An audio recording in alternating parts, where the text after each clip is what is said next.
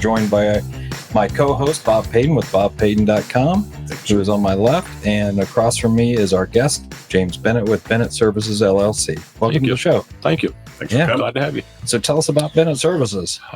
We are a small niche steel detailing company. So we do a lot of work all across the U.S., Bahamas, a little bit everywhere. So how do people come to find out they need your services? Any steel fabricator out there needs our services. So you're really, that's your customers, the steel fabrication companies. Yes. Okay. Yeah. Yep. And so where's the gap in the marketplace where they don't have somebody like you on staff? Is that where the opportunity is? A lot of fabricators do not have detailing on staff at all.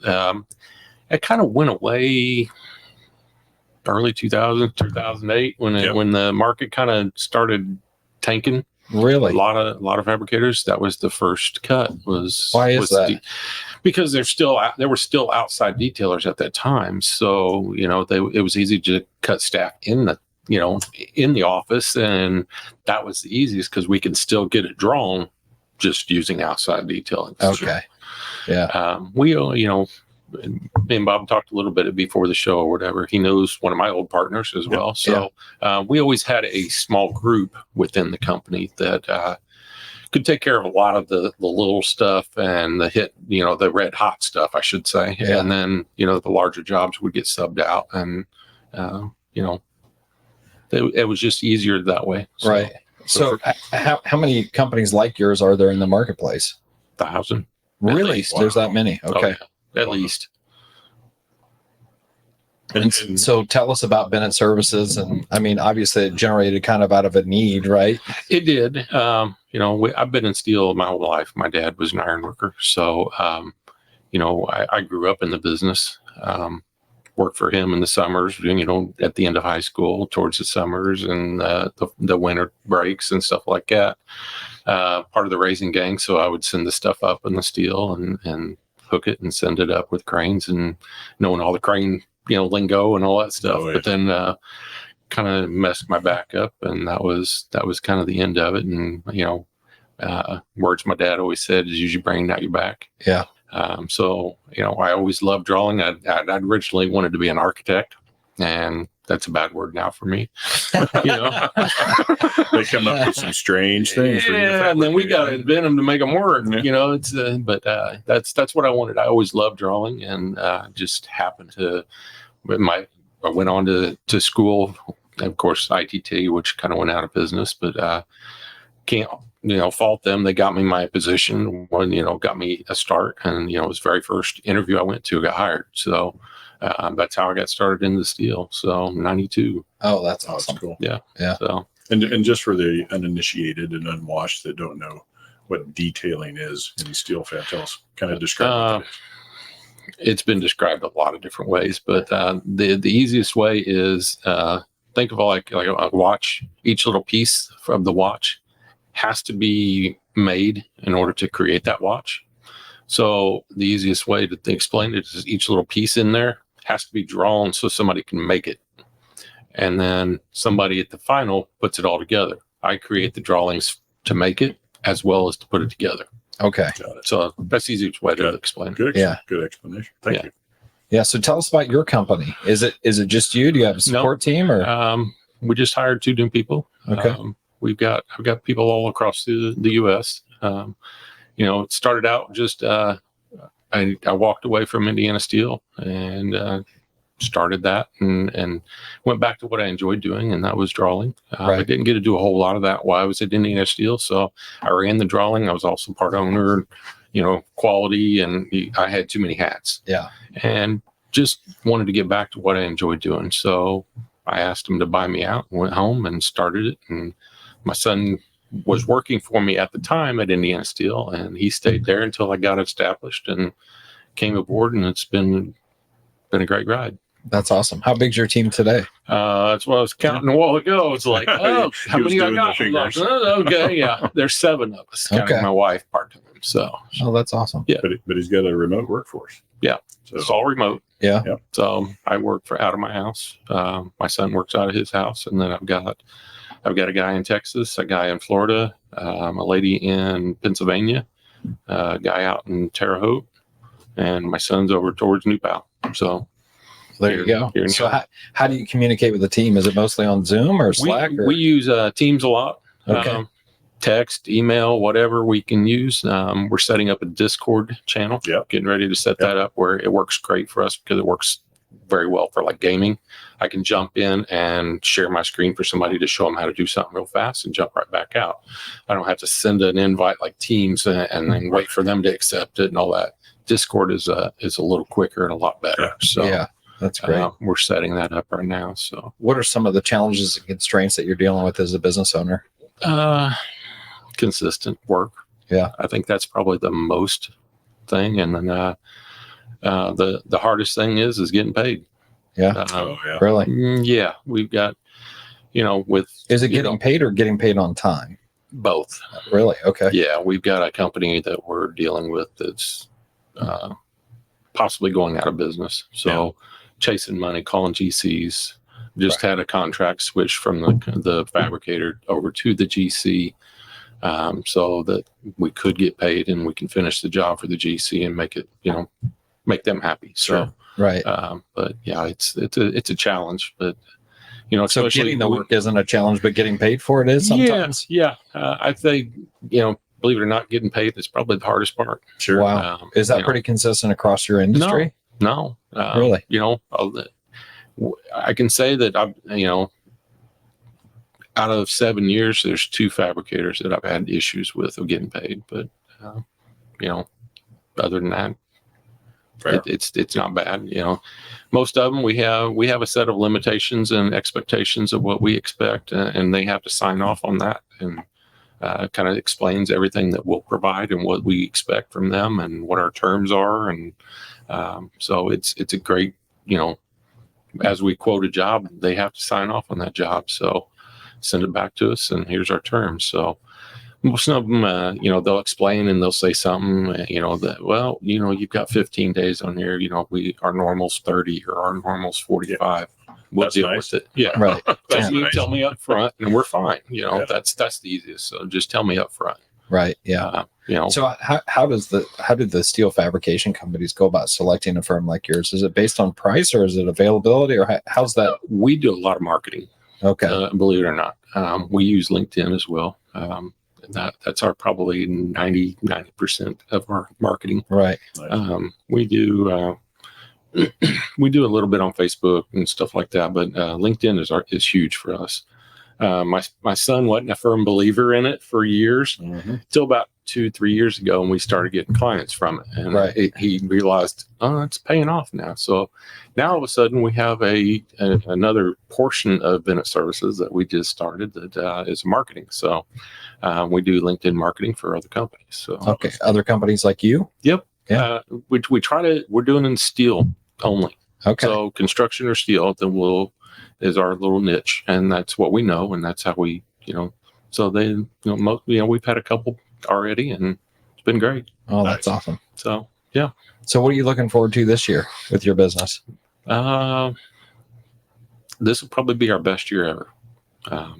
We just hired the 2 new guys, and then we've got a lot of things that we, the 5-year plans and things like that we'd like to, because, the program that we currently use or whatever, there's other programs that do the same thing. That's just, SDS is one I've used, my whole life. So, 30 years of using it. So, but there are a couple other programs, Tekla and Vocad, and a couple other ones that we're thinking about having a team that utilize that, because there are fabricators out there that don't want SDS drawings, they want Tekla drawings. So, if we can create a team that we can, manage both, and Right. It expands your capabilities and your opportunity. right. Yeah. So, a couple of them, we'd use you if you did Tekla. I'm like, well, I don't know Tekla, so Right. but if we can later, be happy to. That's awesome. Bob, you have any? Now we were talking a little bit before. What do you look forward to in 25? 24 is half over. Right? True. So 25, I would say we're probably going to grow a little bit more. We'd like to get about 10, 15 people altogether. Whether they all stay in the same program or whether we jump a little bit, but I know we'll grow a little bit more. What do you see happening? I mean, obviously, without going political and all that, but we got an election coming up. We still have inflation. We still have cost fairly high. Interest rates are high. How's that affecting you? Different markets, believe it or not. You know, Texas is booming. California is booming. Even though you hear otherwise on California that everybody's moving away and all this stuff, California is huge for us right now. Yeah. We got in with a fabricator out there a few months ago, and it's you know, residential is like huge for them out there, and it's just Malibu, Beverly Hills. Yep. I mean, we're doing them everywhere there. Right. But Texas is huge for us right now. There's a couple other markets, but you know, East Coast is, I've seen it's kind of slowing down a little bit. West Coast is booming, you know, North, and you know, wintertime, North slows down, of course. But South kind of, I mean, it's nice that you're remote and that you can service wherever the hot areas seem to be. And we've got clients everywhere. You know, we've got, you know, like I was telling Bob a little bit ago, you know, we've got clients in Montana, California, Texas, New Hampshire, Michigan, Indiana, of course. You know, we've got them everywhere. So if one market slows down, the other markets usually pick up and help us out. So nice. Yeah, that's great. So you got to diversify. You got to go elsewhere. You can't just stay local to where you're at. You know, it just doesn't work. Yeah, we found that out. You know, do most of the new clients you're getting, are they were doing the work and now outsource it to you, or were they just not doing it at all? As you mentioned, offshore. Offshore is a huge competitor to us, to the detailing market. India is very huge in steel detailing. Sure. India and Philippines as well. They have a huge market and they're cheap labor. Yeah. So it's hard for us to compete, but we get a lot of our clients that have tried India or tried an overseas firm, and it can be hard. It is. It's very hard because you're on different time zones. I guess the speech and everything else is hard to understand a lot of times. So you know, a lot of people, they have to manage it a whole lot more. And correct. You know, they're not one that they haven't been at a steel fabricator. They haven't worked at a fabricator. They don't know all the lingo, all the. And if you peel back that onion, right, and you look at it and do the analysis on it of the extra time that you have to spend with administrative burden to manage that project, and then the cost, the opportunity cost of waiting on the time delay of the change in the market times.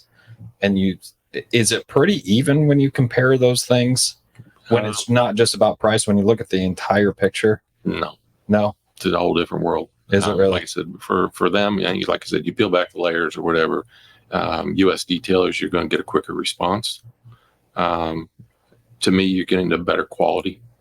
You're getting normally most U.S. detailers have worked at a fab shop or worked as a fabricator or a welder or something. Right. So they have that knowledge. Yeah. It's just not, you can't learn everything off of the internet and then there's a lot of young folks out there. I think that's what I was driving at. With my question was, hey, you can't, there's a cost associated beyond cost. Right. When you outsource overseas. Yeah. Absolutely. So the response time, the quality, what you're getting, and we've been told that, we're going to use you guys because we can get a quicker response if we have questions.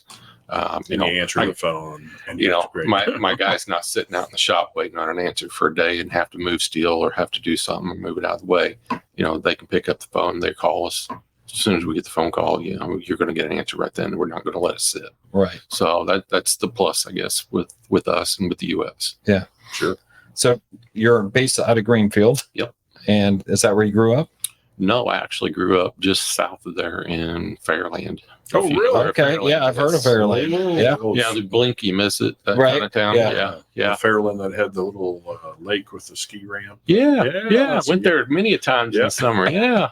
Now it's the casino across the road from it. Is it? Yeah. That's true. So, So I grew up there, and then ninth grade, after the end of ninth grade, I moved to Shelbyville, and that's where I met my wife. Okay. So high school sweethearts. Yeah, that's awesome. Been married ever since. So, yeah. Yeah. So what drives you? Are you a morning person? No. Night owl? No. I've never been a super morning person or getting up 6 o'clock or anything like that. But, there's been times detailing world, if I tell you you're going to have it, the drawings by the time you get them, but, wake up the next morning, I'll work 24 hours if I got to get it done. That's just who I am. My son's the same way. If we tell you you're going to have something, well, you'll have it. Well, but, we've also, like the guys that work for me, other than me and my son, they don't work more than 40.